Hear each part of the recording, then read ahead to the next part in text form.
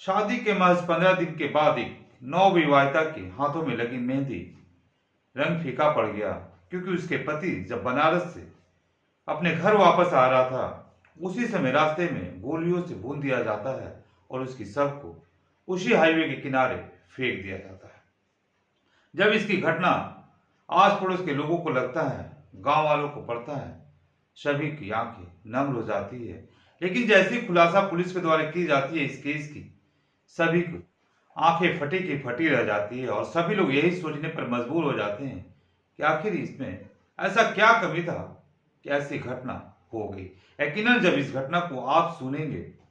तो आप भी सोचने पर मजबूर हो जाएंगे कि आजकल हमारे देश में जो पति के ऊपर खतरा मंडरा रहा है वह कब रुकेगा। कहीं अगला पारी मेरा तो नहीं। जी हाँ दोस्तों, ऐसा ही घटना बीतता है और यकीनन इस घटना को जब आप तक पहुंचे, आप सुनेंगे विस्तार से, तो आपको भी ऐसा ही लगेगा कि अगला पारी कहीं मेरा नहीं। नमस्कार, मैं संतोष प्रसाद आप सभी का स्वागत करता हूं अपने चैनल संतोष अकेला फैक्ट में। दरअसल ये जो घटना है ये शुरू होता है बिहार प्रदेश का एक जिला है औरंगाबाद, और इसी औरंगाबाद जिला से एक शहर और थाना दोनों जोड़ता है नबीनगर में। नबीनगर थाना से बगल में ही एक रहने वाले प्रियांशु कुमार सिंह की शादी महज 15 दिन पहले, यूं कहें तो 15 जून 2025 को एक गुंजा नाम की लड़की से होता है।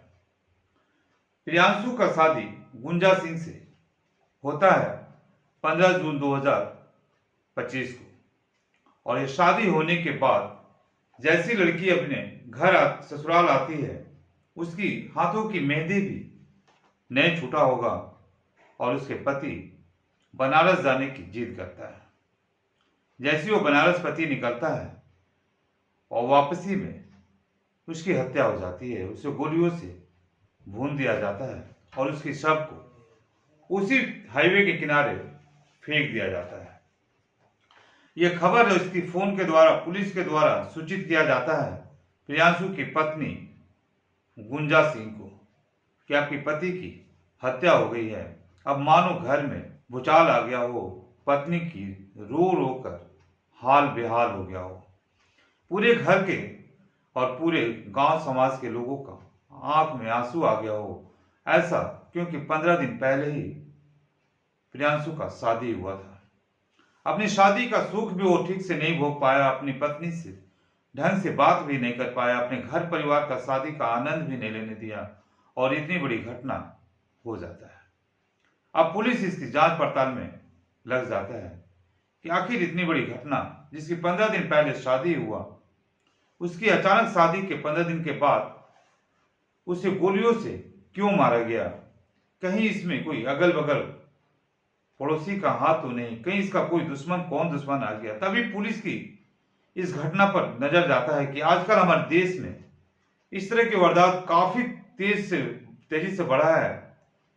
कहीं उसी बिंदु पर यह भी घटना तो नहीं हुआ है, मतलब वारदात, मतलब जैसे कि अभी इंदौर में सोनम और रघुवंशी की घटना,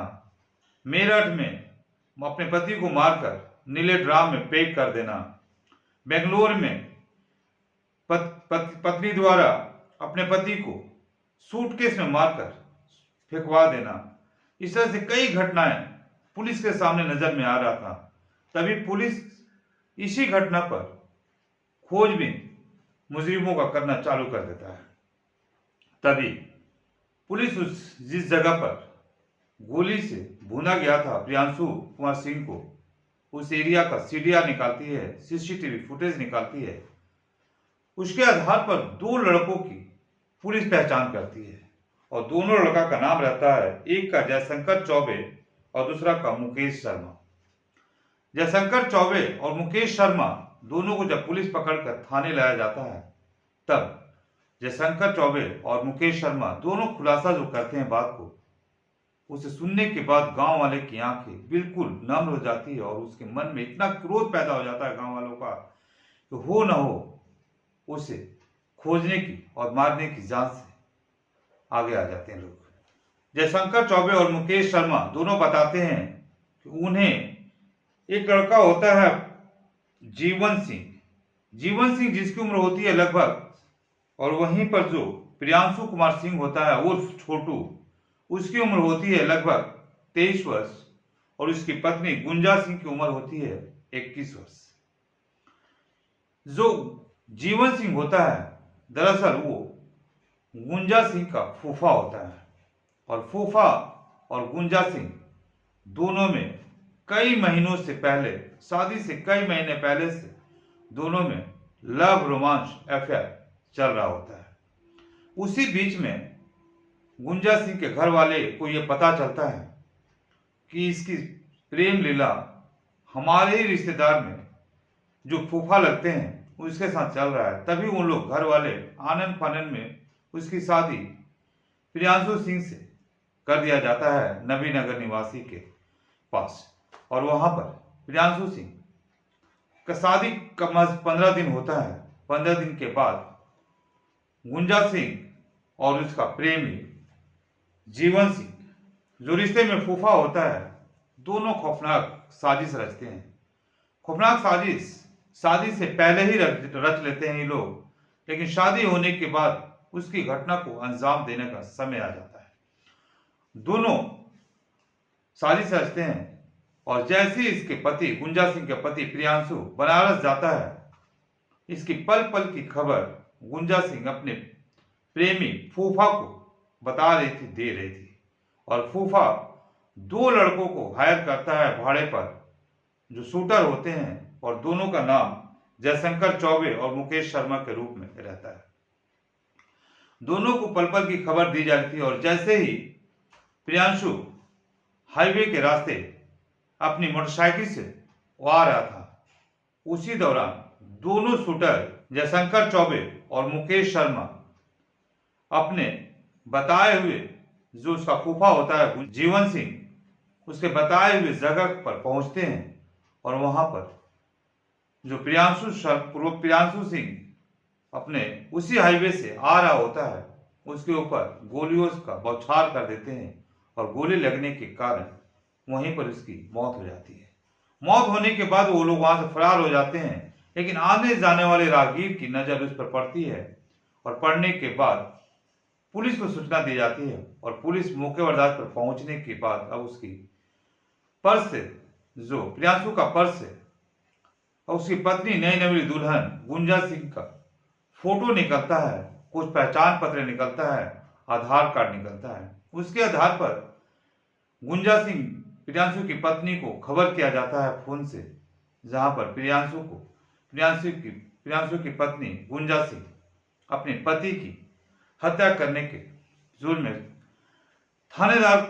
पुलिस को बोलती है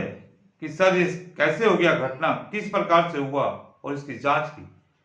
करने के बारे में बोलने लगती है। और वो घर में अपने गांव शहर में रो रो कर सबको ये जता रही थी कि हमें अपने पति की मरने की काफी दुख है। लेकिन जैसे ये दोनों भाड़े के जो शूटर होते हैं जयशंकर चौबे और मुकेश शर्मा, ये दोनों राज खोलते हैं, अपने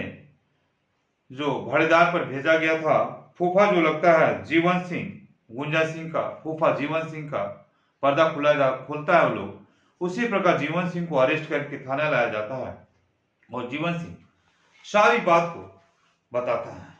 और इसी प्रकार जब सारी बात को जीवन सिंह बता देता है, अपनी प्रेम लीला की सारी बात को पुलिस के सामने उजागर कर देता है, तभी जीवन सिंह के बताने के आधार पर जो प्रियांशु की पत्नी गुंजा सिंह होती है, जिसकी शादी महज 15 दिन हुआ था और अपने पति की हत्या कराने में साजिश रचती है, उसे भी पुलिस पकड़कर अब थाने में ले आई, जहां सभी लोग अपने जुर्म को कबूल कर लेते हैं, और कबूल करने के बाद अब एक साथ सभी को भेजा जाता है जेल।